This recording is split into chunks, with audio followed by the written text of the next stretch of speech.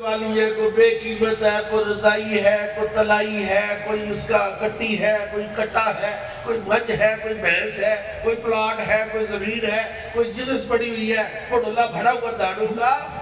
اب یہ مال غنیمت نہیں ہے، اب اس پر اس میت کا بھی حق نہیں ہے، وہ فوت ہو گئی ہے۔ اب اس پر حق ہے وارثوں کا۔ قرآن کے للرجال نصیب مما ترک الوالدان والاقربون وللنساء نصیب مما ترک الوالدان والاقربون، مردوں کے لیے بھی حصہ ہے جو اس کے والدین نے چھوڑا، اور عورتوں کا بھی حق ہے اس کی وراثت میں، باقاعدہ وراثت کے حقام۔ اور جب وراثت کے حقام نہیں اترے تھے، حضرات ذرا توجہ سے بات سنیے گا، یہ عام طور پر مسئلہ ڈسکس نہیں ہوتا، عام طور پر یہ مسئلہ بیان نہیں ہوتا، آپ نے عام نہیں سنا ہوگا، لیکن سنو، غور سے سنو۔ مرنے والے کی وراثت مال غنیمت نہیں جس کا دل چاہے بوری بھر کے لے جائے، اب وہ وارثوں کو برابر برابر دیا جائے گا۔ میں پڑھ رہا تھا، ایک ہی صورت ہے جب وراثت کو تقسیم کرنے سے روکا جا سکتا ہے، تب جب وارث کی بیوی حاملہ ہو، جو مرنے والا ہے اس کی بیوی حاملہ ہو، اس کے پیٹ میں بچہ ہو، تو وراثت اس وقت تک تقسیم نہیں ہوگی جب تک وہ بچے کی ڈلیوری نہیں ہو جاتی، بچہ پیدا۔ کیا مطلب کہ اگر وہ لڑکی ہے یا لڑکا ہے، اس کی حیثیت کا ڈیسیژن اس کے پیدا ہونے کے بعد ہوگا۔ یوصیکم اللہ فی اولادکم للذکر مثل حظ الانثیین، اللہ تمہیں وصیت کرتا ہے وراثت کے بارے میں کہ ایک لڑکے کو 2 لڑکیوں کے برابر ملے گا۔ للذکر مثل حظ الانثیین، مرد کے لیے حصہ 2 عورتوں کے برابر ہے۔ دیکھیے ذرا، یہ بڑی خاص پیغام ہے اللہ تعالیٰ کی طرف سے کہ اللہ کہہ سکتا ہے اس کا ڈبل ہے، لڑکی کا سنگل ہے، کہا نہیں، 2 عورتوں کے برابر۔ یعنی اللہ یہ بتا رہا ہے کہ لوگوں، ان لڑکیوں، ان بیٹیوں، ان عورتوں کا بھی حصہ ہے، اور اس کو معاف نہ کرا لیا کرو۔ ہمارے ایک استاد گرامی کہہ رہے تھے کہ آپ چیلنج دے کر لوگوں سے پوچھیں کہ بہنیں تو حصہ معاف کر دیتی ہیں، بیان دے دیتی ہیں، کوئی ایک بندہ تلاش کرے پورے پاکستان میں کہ جس بھائی نے اپنی بہن کو حصہ معاف کر دیا ہو۔ اللہ اگر سبحان اللہ کہتے تو مجھے پتہ آپ سمجھنا۔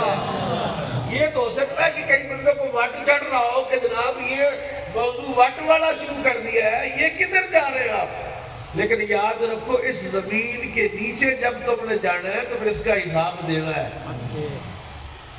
سب سے پہلی مجلس جو قائم کی جائے گی ختم سے بھی پہلے 3 دن سو گئے، اور 3 دن کے اندر چلو تم تقسیم نہ کرو، لیکن اس کی وراثت میں سے مال سے استفادہ جائز نہیں۔ مرنے والا اس کے 4 بچے 3 بیٹیاں ہیں جی، اس کا باپ بھی ہے، اس کی ماں بھی ہے۔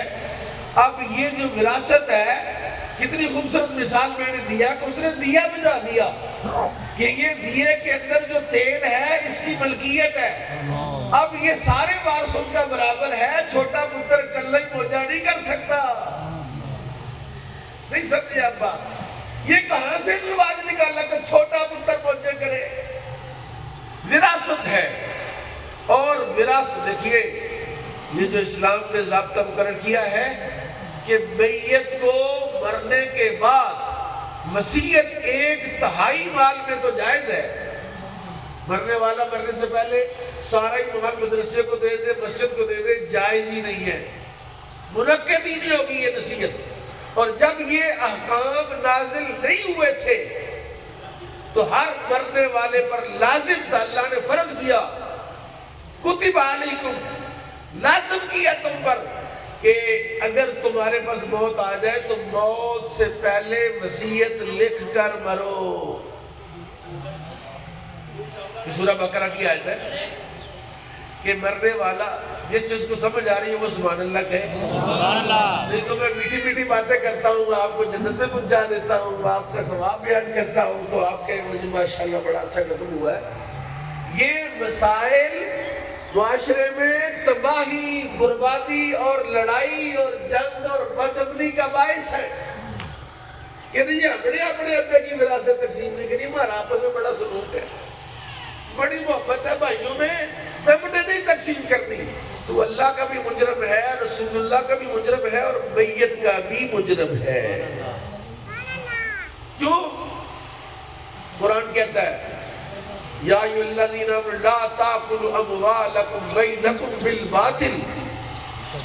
اے ایمان والو, آپس میں ایک دوسرے کے مال باطل طریقے سے نہ کھاؤ.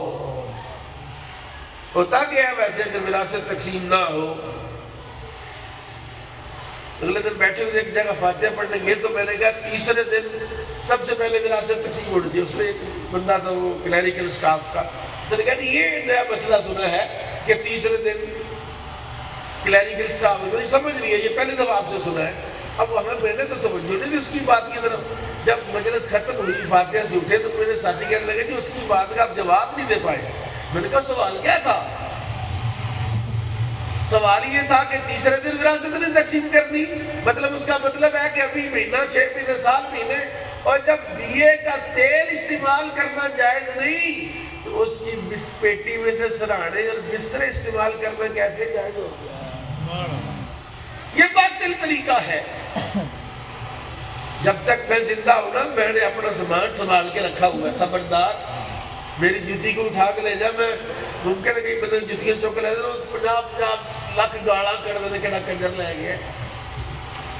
تو جب اس کی وراثت کو ایسے استعمال کیا جائے جیسے مال غنیمت ہے,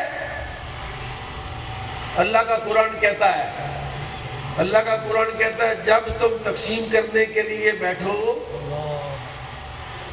تو تمہارے پاس عزیز رشتہ دار آ جائیں, یتیم مسکین آ جائیں, تو فارزقوا منہ, ان کو بھی کھلاؤ. ظاہر ہے کہ ٹھیلی جو بانٹی جا رہی ہے. میرے والد گرامی, میں جب چھوٹا تھا تب بوڑ بنتے تھے, بوڑ. اب تو تھریشر نہیں تھی اس زمانے میں, پھڑے ہوتے تھے. لیکن جب بوڑ کو بانٹتے تھے اس میں سے کئی بندے مانگنے کے لیے آتے تھے, ان کو دیا جاتا تھا. کسی کو بھی جھڑکا اور گالی دے کے نکالا نہیں جاتا تھا کہ اللہ کا مال ہے. اب ایک بندہ جو فوت ہو گیا, اس کو اللہ نے بڑا مال دیا, عزت دی, پیسے دیے, پراپرٹی دی, جائیداد دی, اس پہ جس کا حق ہے ان کو دینا فرض ہے, نص قطعی سے ثابت ہے, اور اس کا مخالفت کرنا حرام اور ناجائز قطعی ہے, اور جو ایسا کرے گا وہ اپنے پیٹ میں جہنم کی آگ بھرے گا. اس لیے ہمارے علماء اہل سنت نے اس بات پر بڑا زور دیا ہے کہ یہ بعض بندے جو اپنا یہ رکھنے کے لیے بڑا سا قدم نہیں دلاتے. اگر میت کے بچے کچھ نابالغ ہیں, کچھ بالغ ہیں, اور اس میت کے ترکے میں سے وہ ختم نہ لایا جائے, اس نے پڑولی بھری ہوئی تھی چاولوں کی, اسی چاولوں کو نکال کے دیگے پکا کے برادری میں سارے محلے میں بانٹی جائیں, حرام قطعی ہے. ایسا ختم, ایسی برات, ایسا دسترخوان اور ایسا سارا لقمہ حرام کا ہے, ختم نہیں ہے.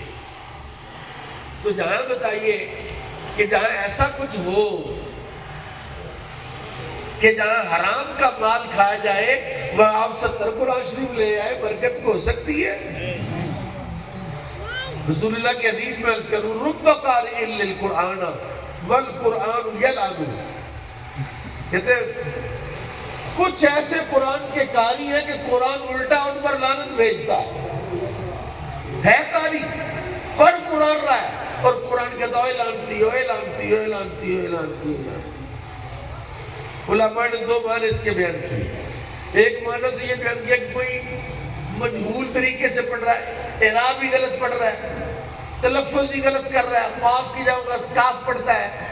یہ آپ کے قاری صاحب امام صاحب بڑے سکہ کاری ہے. میں نے اگلے دن کا انٹرویو کیا جنازے والے دن, انہوں نے بتایا یہ جزری میرا پڑھی انہوں نے. تو بھائی غلط قرآن پڑھنے والے پر بھی قرآن لعنت بھیجتا ہے اور جھوٹے پر بھی قرآن لعنت بھیجتا ہے.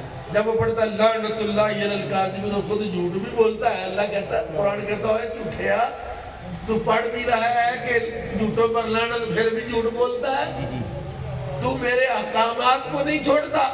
تو بہرحال یہ مجلس ایسی ہے, مختصر ہے, آپ کو بھی کام ہے, مجھے بھی کام ہے. سب سے پہلی مجلس جو قائم کرنے کا اللہ کا حکم ہے, قرآن کا حکم ہے, رسول اللہ کا حکم ہے, وہ ہے وراثت کی تقسیم کی مجلس. کس کی مجلس؟ جو شیار ہوتے وہ اچھی پراپرٹی لے جاتے ہیں, بیچارے سیدھے سادھے ہوتے, ان کو پچھلے پلاٹ دے چھوڑتے. زمین بھی وہ دیتے ہیں جو دو ہوتی ہے. تو جو شیار ہوتے, چودھری ہوتے, کہتے ہیں ہاں وراثت کی تقسیم میں نہ کوئی چودھری ہے, نہ کوئی بچہ ہے, نہ کوئی کمی ہے. اسلام نے, دین نے, شریعت سب کو برابری کا حکم دیا ہے, سب کو برابری. اس لیے میرے بھائیو دوستو, اس کی طرف آپ توجہ کریں. آخری بات میں آپ سے یہ کہتا ہوں کہ بندے زیادہ مرتے ہیں کہ طلاقیں زیادہ ہوتی ہیں؟ سوال ہے میرا آپ سے. شیخ سلاری صاحب بیٹھے ہوئے, بندے زیادہ فوت ہوتے ہیں, یہ طلاقیں بندے اپنی عورتوں کو زیادہ دیتے ہیں. دوستوں کو اٹھا اوکھا سوال میں آسنا تو نہیں پوچھ رہے, بندے زیادہ مرتے ہیں نا, طلاقیں زیادہ تو نہیں ہوتی. حالانکہ ہونا طلاق کے مسئلے ہمارے پاس بڑے آتے ہیں, لیکن کوئی آج تک نہیں آیا وراثت کی تقسیم میں. تب آتے وراثت کی تقسیم کا مسئلہ پوچھ رہے جب لڑائی ہوتی ہے, جب عدالت میں کیس چل رہا ہوتا ہے, تب فتویٰ لینے آتے ہیں. قاضی کہتا ہے جاؤ فتویٰ لے کے آؤ. چاہیے تو یہ کہ جس دن بندے فوت ہوئے اس کی تقسیم کرنے بیٹھے, اختلاف ہو تو آپ مفتی صاحب کے پاس جائیں, مفتی صاحب وراثت تقسیم کرنی ہے, چاچے کو کتنا ملنا ہے, ابے کو کتنا ملنا ہے, بیٹے کو کتنا ملنا ہے, بیٹی کو کتنا ملنا ہے. سب سے پہلا کام مرنے کے بعد اس مرنے والے یا مرنے والے کی جائیداد کی لسٹ مرتب کرنا. کل ایک طلاق کا مسئلہ آیا تو ان طلاق ہو گئی, تینوں طلاق مغلظہ ہو گئی, تو مسئلہ تھا جہیز کی لسٹ کا, کہ جو بیٹی کو جہیز دیا وہ مال واپس لینا ہے. اور اللہ کے بندو, وہ جہیز کا مال کی لسٹ کے چکر میں پڑے ہو. جو لسٹ اصل میں تمہیں بنانی ہے وہ وراثت کی لسٹ بنانی ہے. کون سی لسٹ بنانی ہے؟ وراثت کی لسٹ بنانی ہے کہ مرنے والی نے یا مرنے والے نے کیا کیا کچھ چھوڑا ہے. اس کو فوری طور پر لکھے اور اس کی تقسیم میں, اس کے استعمال میں احتیاط کریں. ورنہ آپ بہت کچھ کماتے تو چند گلاس چاول پکا کے جہنم میں جانے کی بجائے اس کو برابر تقسیم کرو, اپنے حصے کا کھاؤ, سیدھے جنت میں جاؤ. اللہ تعالیٰ مجھے اور آپ کو جنت میں جانے کے لیے اعمال صالحہ کرنے کی توفیق بخشے.